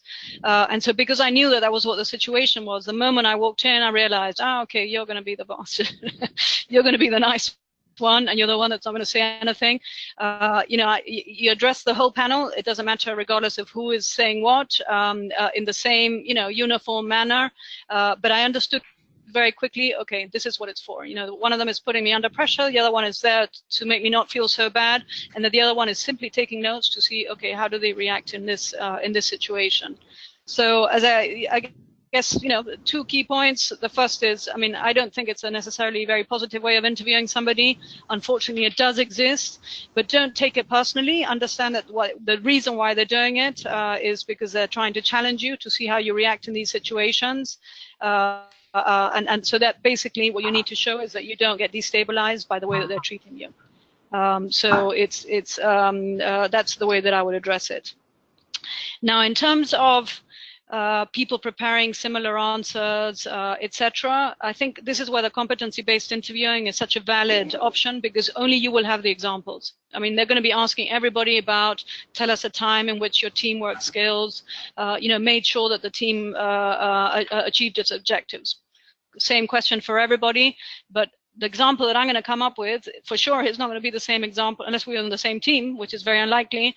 It's not going to be the same example as somebody else. And certainly what makes a candidate stand out is the fact that they've looked at the competency, they've understood what behaviors go into good teamwork, and they're proving through the example that they come up with that they have those behaviors. So this is why the fit questions became less valid, because it was much easier to prepare them, and everybody could basically answer, the same thing. It was much more likely that people could answer the same thing, but with competency-based questions, that's impossible, and this is the reason why so many organizations are using it. In terms of requesting feedback, I think it's always worth requesting feedback. Whether the organization has the resources to be able to provide it is another matter. I mean, often, certainly in some situations, I've been here at UNHCR, I'm begging people to to ask feedback, especially the internals. They know who we are. It would be very nice if they could just say, look, can you give me feedback? Because, they do it so, they could improve so much on the interview. I wish they did ask me. Again, what I said earlier in Spanish, el no ya lo tienes, the no, you already have it. So asking, look, saying, it'd be very useful for me to get feedback on the interview. Is there any possibility I can have it? And some organizations do provide it. I mean, don't expect it, because as I say, it does require, if we had to give feedback on every single candidate, it would be very difficult for the organization to function, fulfill its other objectives. But, sometimes it is possible to request feedback. And I would always, as a habit, always ask for it. Without any expectation, but if you get it, it might be very useful for you to really understand, okay, how did I do in the interview? Thank you. And then kind of on recruitment then, or what I categorized as recruitment, I have one that just follows from the last topic here, which is must we or can we contact the interviewers if they take too many days before they contact us with feedback regarding the outcome of the interview? So is this a good practice or a bad practice, I guess, what we're trying to say. And then moving a little bit more into the talent pool, kind of generic roles that people apply for. We have a very generic question on how is the recruitment process regarding talent pool profile applicants. And another question is if there is not a specific job description. So if you are in a roster without a specific job description, how can I know what exact post am I being interviewed for? Or is there such a thing as a generic interview? Mm-hmm. Okay. Okay, in terms of the first question, can you remind me? Because I've written down recruitment and then I can't remember. So the first one is more or less yes or no, in the sense that must we contact the interviewers if they take too many days before contacting us with the outcome? I mean, I wouldn't necessarily contact the interviewer, because it's likely that it won't be the person that contacted you for the interview in the first place. What I would do is just do a reply to the person that contacted you for the interview and say, look, we were told that we would know something within 2 weeks. Is there any chance of understanding how the process stands? I think absolutely ask. Often it's not the issue with HR, because HR have its kind of timelines, but maybe the manager that takes the decision has gone traveling on a mission, or and so they're waiting for them to come back, and they still have to write the interview report, etc. I mean, the UN job processes take an incredible amount of time. The private sector, on average, it's 6 weeks to onboard somebody, and certainly in the UN, it's a lot, many more stages for that. What I would try and always ask is, how long can we expect that this to happen, and then put yourself, a little tick in your diary, and then just send them a polite reminder. Saying, look, I have other processes. It would be interesting to know where the process stands. When can I expect to have an answer? So that's what I would say on that front. In terms of the talent pools, it depends on the nature of the talent pool. Because, for example, at UNHCR, we now have, I think, 27 different talent pools. So although it is a talent pool, it's very specific to very specific job profiles. So in that sense, you're tailoring it to, I mean, if it's a talent pool for a program, you're tailoring it, your application to that particular opportunity. If you happen to also be able to do protection, then you would have to tailor your application in the talent pool for protection to what protection, because it might be different what they're asking for. So it's important to tailor whatever it is that you do to the different talent pools. So that's what I would say on the talent pools. When they're generic, then, I mean, even if they're generic, they will tell you generally this is what we look for. So for the moment, stick to that. And that's how you position yourself. Now, if they call you from the talent pool for a specific interview, then ask them, okay, in this case, what particular position is it? And they will tell you, okay, it's for a position in this place, doing this at this level. So then you would know actually more or less what kind of position you're going to be recruited for. Now, in some cases, in order to get to the talent pool, so because one thing is to apply, another thing is to be part of the pool, you might have a generic interview. But again, it will be based on those generic things that they put in the job description. So it won't be based on, in this particular operation, we're looking for this very specific experience. It will be based on generally what we need for people in the, I don't know, WASH talent pool is this, and so that's what they're going to be interviewing for. Thank you. Then I have 2 questions on other types of questions that may be asked. So one is, any tips for situational questions? So those ones that they kind of go on the probability or on the kind of impossibility sign. If you were in this situation, what would you do? So do you have any tips for that? And the second one goes back to the element of truthfulness and honesty. If you don't have the exact experience they're looking for, but you read somewhere or you know somebody who has, would you use those examples, or would you rather say, I don't have such experience? Okay. Okay, I would say 2 things. For the situational questions, in the end, it's another way of doing a competency-based question. So can you tell us a time in which you used your teamwork skills or your leadership skills? Is not so very different to you're confronted with X situation. How would your leadership skills? What would you do in that case? So in the end, it's just a way of, I guess, rephrasing the same thing. Now, what are they looking to address with these type of questions? Is quick thinking. Can you think on your feet? Can you come up with an answer? Because I mean, if the situation, for example, in consulting, they can ask you things which are completely nothing to do with anything, and what they're trying to do is to see how quickly can you come up with a framework for addressing that problem. So, for example, they'll ask you, they also call them teasers, brain teasers. How many pancakes are consumed on a daily basis in New York? And so so you have to think, okay, New York population 16 million. For the sake of argument, 20% of them have eat pancakes. They don't do that on a daily basis, but so let's say that 30% of them do. And so what they're looking for is how you think. And it's the same with these situational questions. I mean, generally speaking, I prefer the competency-based because it is based on something not theoretical. And some people, can give you wonderful theories of what great leaders they'd be, and then ultimately they've got a team in front of them and they have no idea what to do with them. So I'm not so keen on them as a technique. But what I would try to do is to convert them into kind of competency-based questions, so that it's not just theory that you're giving them, that you're actually giving them specific examples that can prove that you can deal with that kind of situation. So that's on the situation. In terms of truthfulness, I would say 2 things. The first thing is, often you can actually give an answer without necessarily saying that you don't have the experience at all.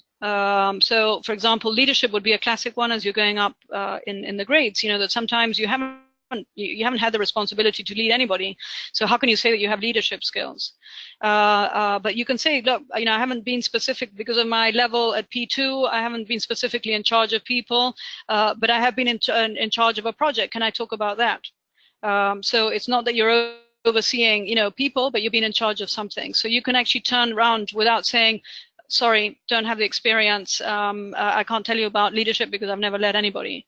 So you need to be a little bit more imaginative of how you answer those questions.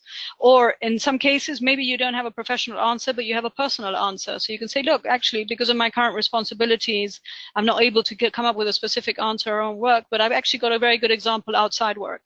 I don't know, maybe I'm the captain of the local sailing team, or I'm the captain of the local football team. Can I talk about that? Because I can show you then that competency. So it's the first point I would say is turn it around so you can actually use that situation that you might not have direct experience, but you can be a bit more imaginative and give them another experience. That would be the first thing.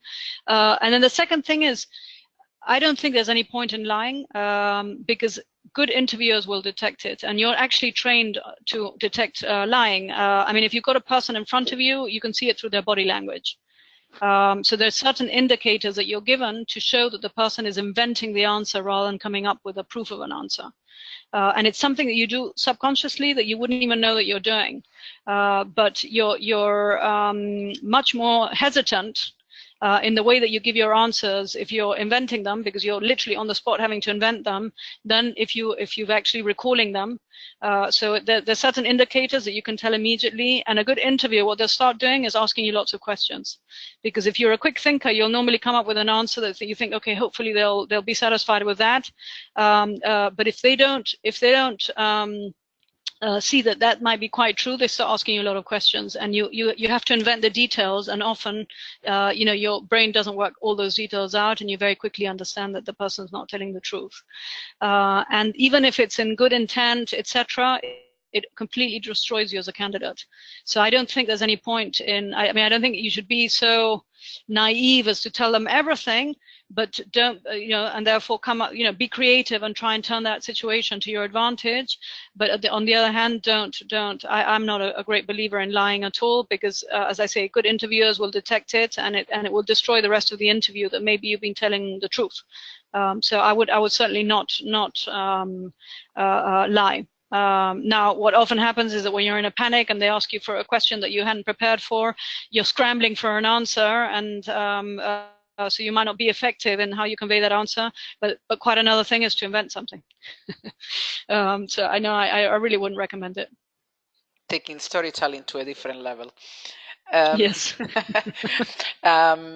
So now I have a number of kind of generic questions, and then I think we're okay. There are only 5.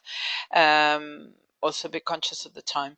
The first one is phone or Skype interviews versus in-person interviews. It is a big disadvantage to do remote interviewing. The other question is actually about accents or pronunciation or generic kind of language skills. Would the interviewers judge an interviewee based on accents or pronunciations? And I'll leave it like this, and then I have 3 more questions, I think. Yeah. I mean, given that it's so expensive to bring people into an office for an interview, the majority of organizations are going to, remote interviewing. Now, I wouldn't say, I think it's a disadvantage for the interviewer, because, all the messages, the non-verbal messages, you're not able to, the body language, etc. It's much more difficult, of course, to see. But I think it's actually an advantage to the interviewee. What do I mean by that? For example, if you have prepared your different competencies, and it's over the phone, they're not going to see the fact that you've got your pages there with, okay, if they ask me about this, this is my example. If they ask me about that, this is my example. So, little cheat sheets.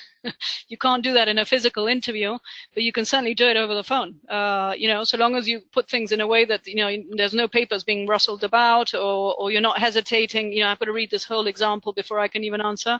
It's actually, to me, an advantage to the interviewer. Now, it does mean that voice factor that we spoke about of using your voice for effect is much more important, because you don't have the other elements to help convince the interviewer. You can't show them physically how enthusiastic you are. You can't show them physically how your energy level, and things like that. But I think there are other aspects which is an advantage for the interviewee, less for the interviewer. As I say, I think it's such a pleasure to be able to interview somebody in person. You're able to see their expression in their eyes, what they're, whether that's in line with what they're saying. So it's a much better way of assessing candidates than just simply doing it over the phone. So that's in terms of remote versus present interviews. In terms of accents, I would say no. It's certainly not in the UN system, where it's complete, or any multinational organization, because we understand that not everybody speaks what in England they call the Queen's English. So definitely, I would say it shouldn't. Although, for example, in the UK, there is a lot of bias in terms of what accents, where you have a regional accent, whether you have a BBC English accent or what they call a public school accent. But a good interviewer would never have, would be aware of those biases and would never work against a candidate because of that. Now, what is important is that, for example, if English is an essential language, and you can't be understood in English, then of course it has an influence, because it's important that the person has perfect English or perfect French or perfect Spanish or Chinese or Russian for that job. And if they don't, it is a requirement for the position. So in that sense, yes, it could work against you. But generally speaking, no. I mean, and certainly it would be something to go to court for if you were being discriminated for the fact that you speak French, English with a very French accent and you sound like Luzo. That would be terrible. That would not be acceptable at all. Thank you. So then the last 3 questions before we close. One is about if a position that you applied for or you already interviewed for is re-advertised, should you reapply? So that's the first question. And the other one is about how to minimize external factors that may spoil your interview or a successful interview, like referee not sending in their references or responding on time, or employers not using the right communication tools to reach the candidates and so on. Is there any tips you may have in how to minimize those external factors? And the last question is maybe if you can summarize again what you're looking for exactly when you're looking about when you're looking for proof in an interview in terms of competencies and skills and attitudes. Okay. So in terms of positions being re-advertised, I mean, at UNHCR, 30% of our positions are re-advertised. And that happens for a number of reasons. Sometimes it's because we don't feel the process has been done in the manner in which it should do. So we oblige the managers to re-advertise and go through the process again to make sure it's in line with how things should be. In other cases, the operations, the budget is shrunk, and so they stop the position, and then they realize, actually, we do have budget, and so then they end up advertising it again. It's unfortunately, operations which are expanding, contracting in the UN system. This is something which is fairly typical. Sometimes it's, for example, quite recently, there was a position in Iran, and actually they hadn't published the position with all the criteria of what they were doing the selection on, and so they were obliged to re-advertise with that criteria. So though it's the same position, the information of what they're requiring might be different. So in that case, you need to reapply, making sure that you're still making your application relevant to that new position. The position's the same, but the criteria is different. Is it worth reapplying? I would say yes, for 2 reasons. The first is that there may be new criteria which makes it even more relevant that you should apply. And the second reason is, which has just slipped my mind, is, because you've already applied once, I mean, you've already got hopefully a perfect application, and so you just reapply again, because you don't know why they've re-advertised. As I say, often it's for very operational reasons, so it might have nothing to do with your candidacy. But the fact that you've already prepared an application means that you don't have to do it all over again. So it's actually a very easy win to just reapply, without necessarily having to start from scratch writing a new motivation letter or etc. So yes, I mean, generally speaking, I would recommend. In terms of minimizing external factors, I mean, the issue is whether you're doing this outside the interview or in the interview. I think when you're in the interview, just focus on the interview. Focus on whatever it is that you need to deliver during that interview. The fact that your referees haven't done what they need to do, etc., is something that you can deal with separately. But at the interview, what's really important is that you're relaxed, you're focused, and you're addressing what is needed in the interview. And then you address whatever those other external factor issues at a separate stage. And so in terms of references, just keeping in touch with the recruiter saying, look, I'm trying my best to make sure the references are put in, by your referee, etc. Is just a way of addressing it. In terms of the employers not using the right tools for communication, not sure what that means. So I'm not sure how to address that. Is it that the future employer, so the person you're applying to is not... My interpretation of it is that, for example, if you communicate with somebody through the wrong email address, so you as the future employer, are essentially write to the wrong email address or write to the wrong, or telephone the wrong phone number to say you've been successful, and then something gets lost or it gets too late or the process gets folded because of the bad communication lines. I assume that's my interpretation of it. Well, I mean, I think the only recourse that you have is to whoever you were in touch with in the first place, just communicate with them constantly and tell them, look, this has happened. I see that they called the wrong place. It would be very unfortunate that I lost this opportunity because you called the wrong place, etc. So just keep in touch with them to address those issues.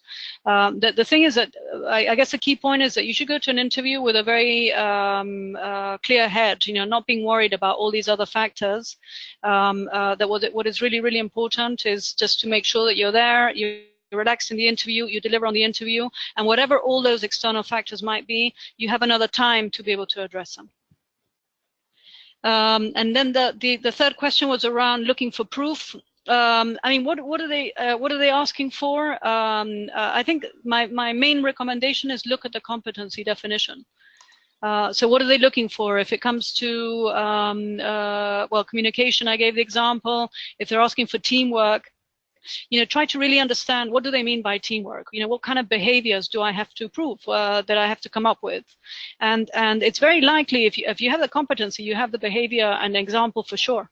But the issue is that you need to prove that you have it. And if you don't know that that's what they're expecting, you're never going to come up with it. So it's important that you try to anticipate, okay, if this is what they're going to be asking me about, what does that mean and what proof do I have to come up with? So what example of my past can I prove that I have that behavior? Thank you.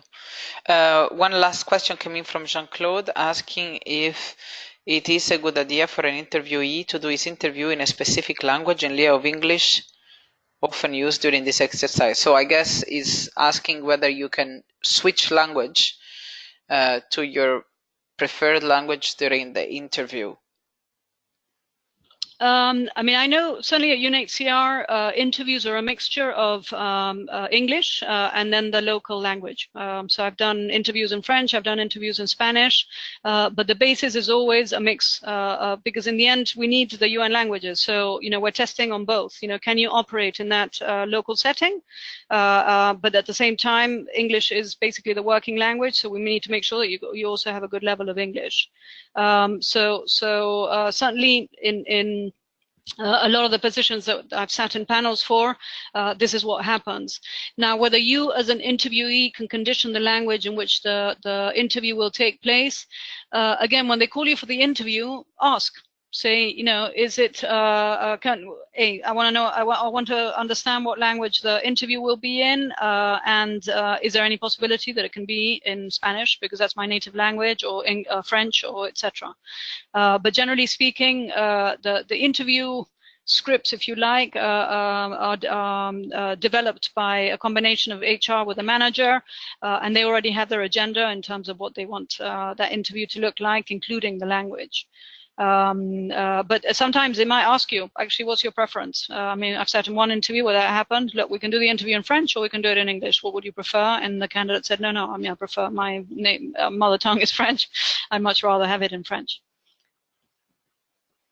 Thank you. There are no more questions, Rosie. So let me thank you once again, very heartily, for all your support and your sound advice and tips that have accompanied us now for 5 months. This has been incredibly useful, I think. We have now a range of materials and resources that are available for all on the UMB online learning platform on the eCampus. And also this webinar will be posted there with the presentation and the materials. So really wholeheartedly thank you, Rosie. This has been really good and a great learning experience for me as well. From today, I take away that the more I practice, the luckier I get. I really like that. So I think I'm going to bring it with me. Thank you to the participants who, as usual, were many, over the hundreds, as usual. Which shows there is a great interest. So I hope we can keep continuing supporting you during your professional development and career management. Fantastic. Well, I mean, good luck everybody with interviews, and get power posing. Look at that video and get power posing, and you'll be absolutely fine. Thank you so much. Good afternoon. Bye-bye. Thank you. Bye.